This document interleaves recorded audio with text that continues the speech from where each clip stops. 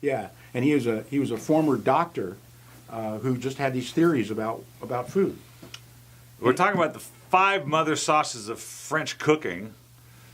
They're Italians, what they are. Well, no, the Italians did, even in this book, say that they, the French said they taught them to cook. Well, yeah. But how different are the foods? Well, it depends. You go to northern Italy, there's a lot of sauces. There's no such thing as pasta in northern Italy, with a few exceptions. It's mostly rice or potatoes. They got the Po Valley up in the northern part of the state, which is a country which is where all the great agriculture and all the great beef comes from. So there. By the way, this is a limited series for October 2014, and because I've been pressing Ed, because Ed is a fantastic cook, and I have taken on the passion, at least for the French side for now, because of this movie, The 100-Foot Journey. And then my daughter turns me on to another movie called Haute Cuisine, which is about the personal chef of one of the past French presidents, who was not a moth. Oh, no, I heard about that. I read about that. Another great movie is Chef with Jon Favreau. It's a fabulous movie. I loved it. And then we were watching Anthony Bourdain's Parts Unknown in Lyon, because Lyon is the parts of Lyon we saw in France last time we were there. We saw the tourist stuff. Oh, we yeah. watched this segment, and you're going, where was that when I was there? Because this is not what we tasted. All right, this is the Le Fleur Lissac Cabernet Merlot from Bordeaux.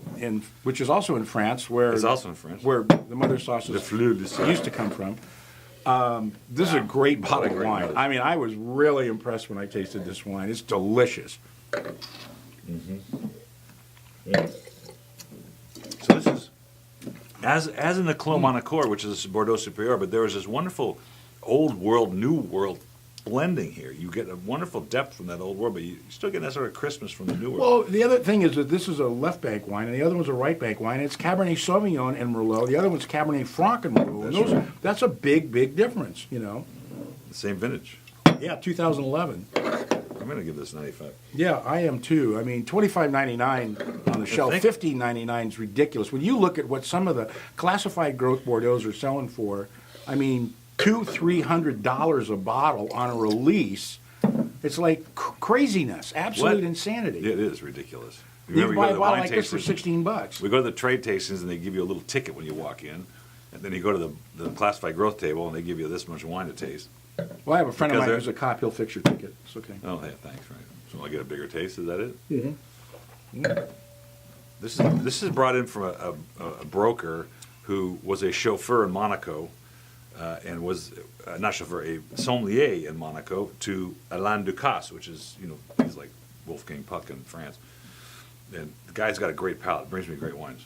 Well, this is one of them, delicious. I'm giving it a 96. I'll go 96. It's delicious. I'll go 96. If you're going 96, I'll go 96. There's a late entry. And my back was against the wall with it, trying to find a wine. I was scrolling through all the wines with database. I go, wait a minute. You didn't call me? This Chacewater Merlot, I must have passed it up a couple times. Look at the color. Yeah. Well, we've done several Chacewater wines, and every single one of them has been dead spot on. Absolutely delicious wines. Nose. But Lake County is an interesting place for this grape. And boy, it really produced an extracted wine. Look at that. Yeah, it's delicious. Look at the inky. Yeah. Well, Merlot can get to be pretty dark wine. I mean, look at Cheval Blanc, for crying out loud. Mm.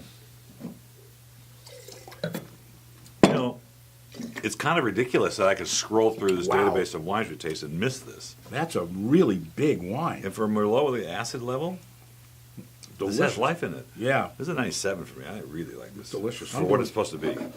Boy, this is one of those wines you serve somebody and tell them it's Cabernet, nobody'd question you, because it's got that big, buxom Cabernet component in there. Yeah, I'm doing a 96. For once, right? For Ed, you're right. Good. I'm glad you followed that because he didn't. Did I say something? I don't think so. Anyway, $15.99 killer wine. Boy, both of those reds are just unbelievable for $15. Look at Look. Yes, I know. Look at the color. Yeah, it's so cute.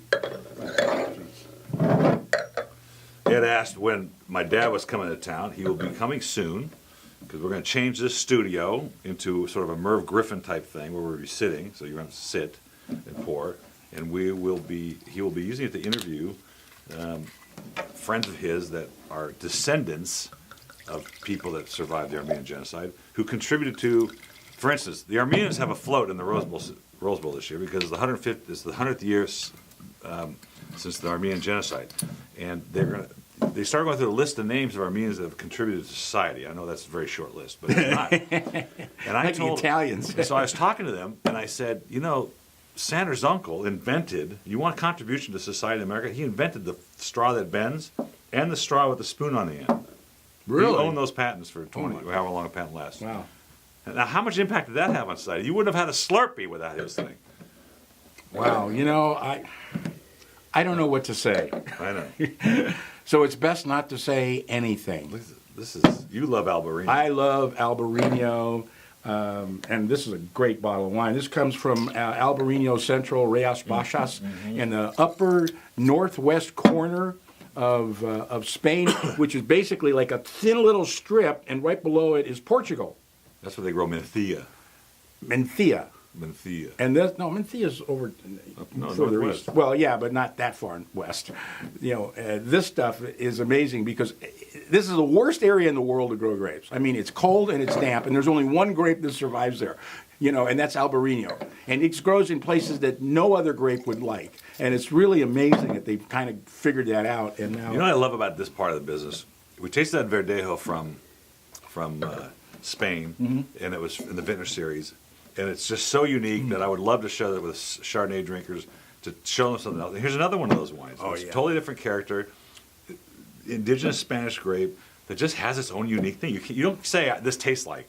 You can't. 20 years ago, this grape, Albarino, was right near extinction because it was a real pain to grow and to make. But a couple of really fervent growers decided that they were going to make a statement, and Morgadillo was probably the first guy to do it, and he started making really good Albarino, and he got a bunch of other producers around him to do it. And I remember the very first tasting of Albarino that was done over 20 years ago, and I was blown away. I couldn't believe how good this wine was, and I'd never heard of it before.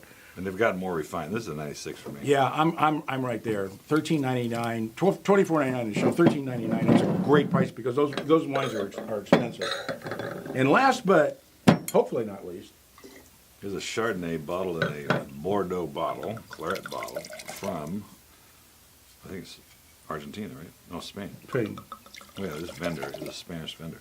So how many? Okay, that's a good question. How many Spanish Chardonnays have you had? I'm just realizing this is probably the second that I've ever tasted. The only other one I can remember is Torres. Yeah, no, it's from the Penedès. Wow. I forgot about this wine. This is so good. Chardonnay from Spain. First he forgets about the Chacewater. Now he forgets about this Chardonnay. What do you think is happening here? I've been busy. He's going. He's going. There's a little oak in this too. This is really good. It may not be. I got this exact same nose from a Chardonnay, and I said, "Oh, there's some good oak in there." He said, "Nope, no oak." Really? Well, yeah, and you go, but there's this vanilla character. Like a Merlot or like a some French Chablis. Well, Burgundy, like both of those actually. You feel like there's some kind of oak treatment. There's none. You think it's just terroir? Hard to say. It could be neutral oak. Boy, that's really good. That comes off. I mean, if it wasn't in a Bordeaux bottle, I would guess this is white Burgundy. But it's really, really good. Delicious, absolutely delicious. $24.99, $13.99 on the reorder, and I would love to put that into a Burgundy tasting.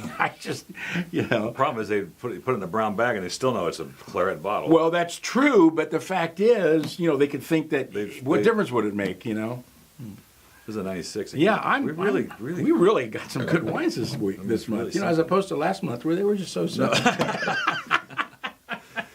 I had to qualify that because yes, some wines, they're just more interesting than others, and we buy the best we can buy at the time we can buy them. So this is really a special. Hey, wine. I was telling Paul about some samples somebody sent me, and I always open them ahead of time. Unlike a lot of other people that present wines to Paul, and I mean they were awful. They weren't just, I didn't like them. They were chemically off. They had serious problems with them. And the girl, really sweet, sends me an email and says, "Well, did you get the wines? What did you think?" And I said, "Well, there's one wine that we may have something to go with, but the rest of them were basically embarrassing." They are embarrassing. And speaking of embarrassing, that's Ed Maciano. That's our show for today for the limited series of October. 2014. 2 more months, and we're going to be in 2015. We're in it already, man. I got the first draft of the gift catalog today. It's beautiful. Oh. Look for that. Cheers.